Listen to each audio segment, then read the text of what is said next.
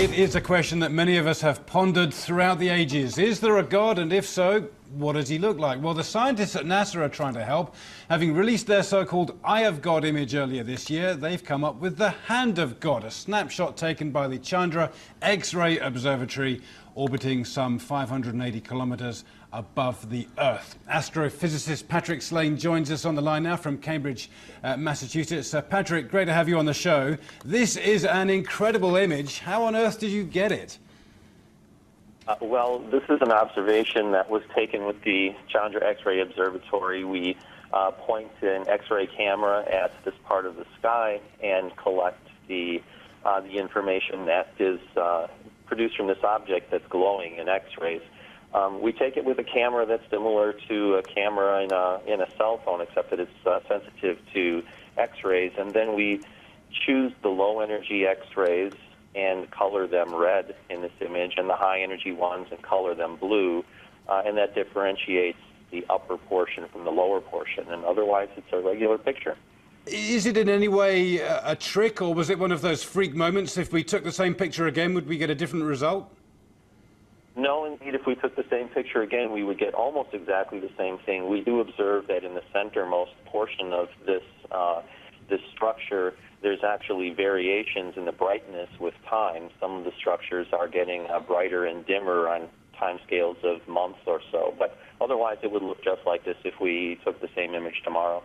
And describe to us the size of the image we're seeing. How big is the hand? So at the very, very center of the hand, there's a bright, compact source called a pulsar that is about 10 kilometers across, but the entire structure from the faint region at the lower left to the bright reddish region at the upper right is about 150 light years across. Now, this image really does have a certain amount of wow factor. It really does look like a hand. I can see why it's been labelled the Hand of God. You guys, by your very nature, are scientific. When you saw this image, did it make you guys think perhaps a bit differently about life and whether there is a God up there? To tell you the truth, when I first saw the image, it wasn't the hand structure that stuck out to me at all. It was some of the other more complex structure in the innermost regions. And so, no, I think that we really concentrated more on why is this structure lighting up that region up at the top. Why is there a dark region or dark regions in between those finger-like structures? I really concentrated more on how this thing could be made rather than what it might mean. Patrick Slane, well, thank you very much for joining us on the line and sharing your thoughts with us on that absolutely sensational image. الكف أو اليد التي تطلع من السماء علامة من علامات ظهور المهدي عليه السلام. من الكتب في السنة هذه روايات تثبت العلامة عن أسماء بنت عميس. علامة ذلك اليوم أي وقت ظهور المهدي يد تمتد من السماء والناس تدور لتراها. مهدي آخر الزمان لابن حسام الدين المتقي، الصفحة 69. وروايات أخرى لنفس المصدر في الصفحة 51. في ذلك الوقت أي وقت ظهور المهدي سترى يد تظهر نفسها من السماء. ورواية ثالثة من القول المختصر في علامات المهدي المنتظر لابن حجر المكي في الصفحة 35. ستدوم الخلافات والنزاعات حتى تظهر يد في السماء ويصيح صوت يقول إمامكم هو المهدي. فإشارة ذلك اليوم يد تمتد من السماء والناس ستنظر إليها وتراها.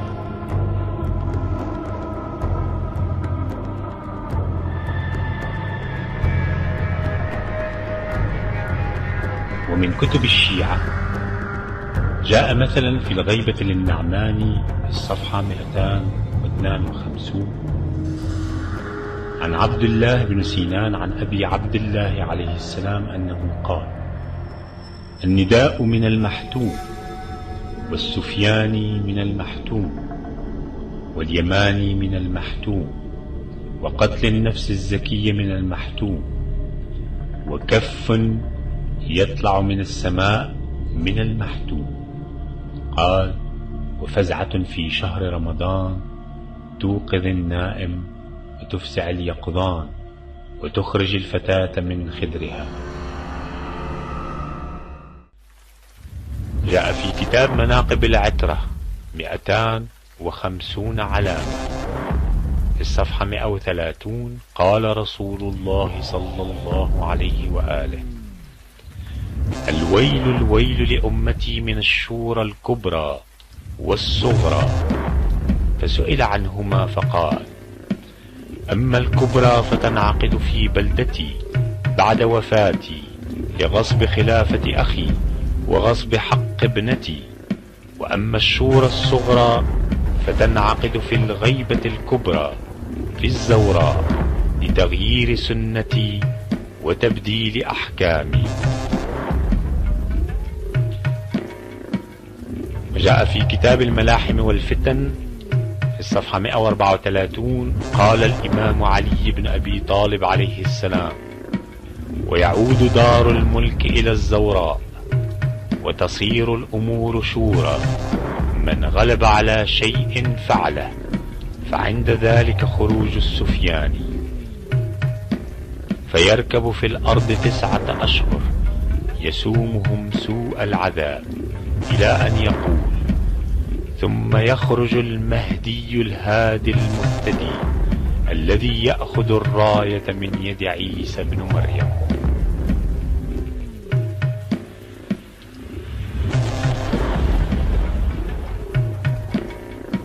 وفي بشارة الإسلام الصفحة 104: قال أمير المؤمنين عليه السلام: إذا صاح الناقوس إلى أن يقول: وعقدت الراية لعمالقة كردان قادة الأكراد وشيوخهم، فتوقعوا ظهور مكلم موسى على الطور.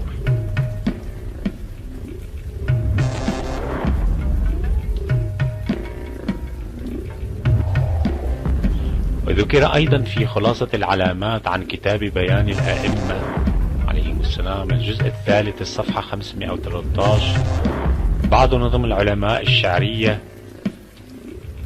في العلامات، ومنها ما كتب الشيخ محي الدين في العلائم، وهذه طائفة منها.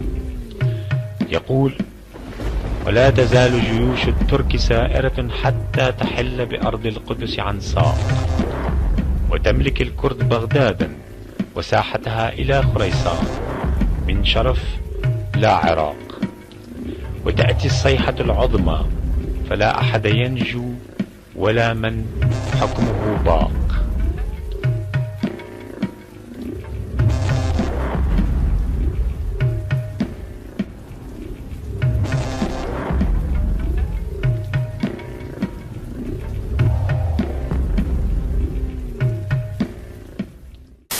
والآن يوجد من الأخبار ما يكفي من أن أمريكا قد أسست منذ عدة سنوات، ربما 10 سنين، ما يسمى بقوات التدخل السريع تحسبا لظهور المهدي عليه السلام وليس لشيء آخر.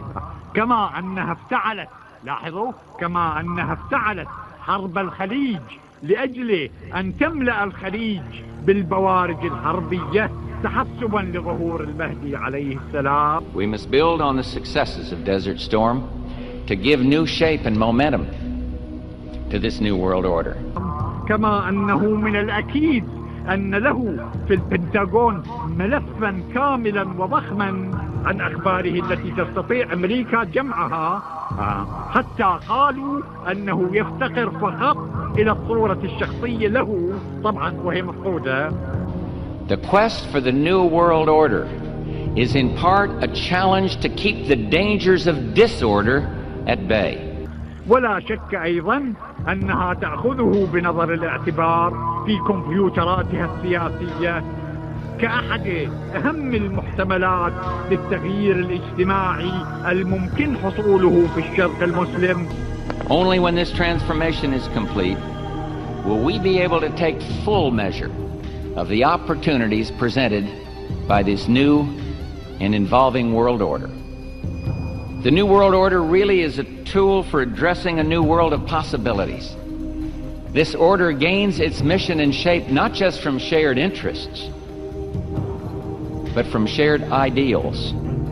طبعا مع التعتيم التام على كل هذه الأمور، وعلى أي حال فيكون من الحكمة الإلهية إخفاء موعد ظهور المهدي وبقاء الموعد غامضا مجهولا منوطا بإذن الله سبحانه وتعالى. الأمر الرابع الإشارة في التوقيع الشريف إلى أن ما جاء في خطاب السيد الصدر قبل قتله رحمة الله عليه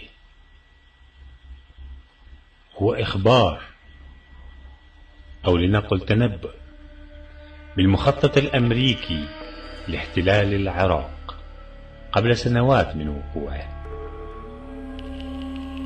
وقد كشف في خطابه بكل وضوح السبب الحقيقي الذي دفع أمريكا للقيام باجتياح واحتلال العراق فيما بعد.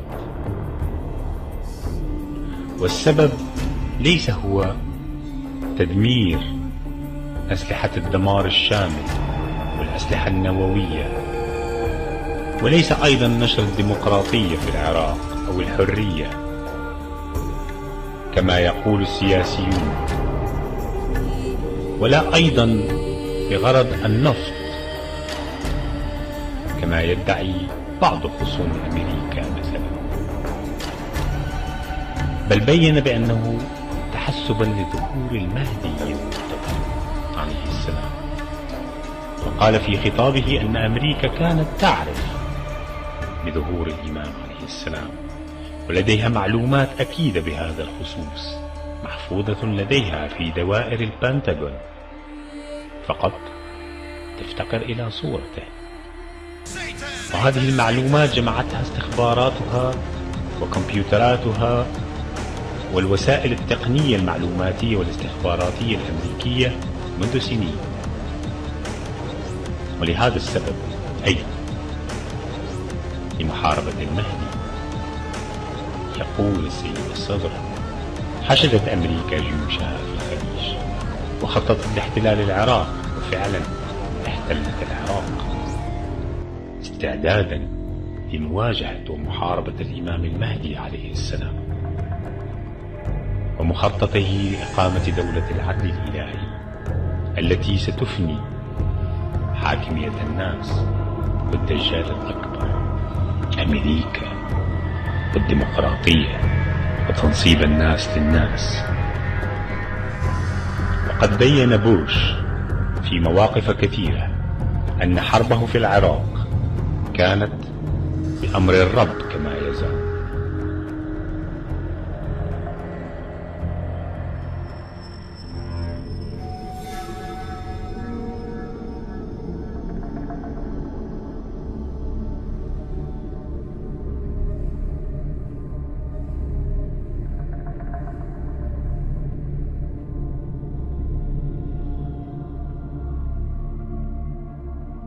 The rule or supremacy of Allah subhanahu wa ta'ala versus the rule or supremacy of the people has been the center of the war between good and evil. Ever since the days of Adam al-Islam and Allah's words to creation, letting them know He is the one who picks a ruler or caliph in the land, Satan has been working to implement the complete opposite, or the supremacy of people and people picking their own leaders and rulers in the land. That is why the religion of the Dajjal is democracy, or the complete disregard of the rule of the prophets and Islam. For with democracy one can do what thou wilt, as Alistair Crowley said, and one does not have to worry about the rules of the Lord Most High. Think about it. How many of the prophets chosen by Allah subhanahu wa ta'ala were elected by man? Has not the struggle always been with the fact that the people reject someone chosen or appointed by Allah?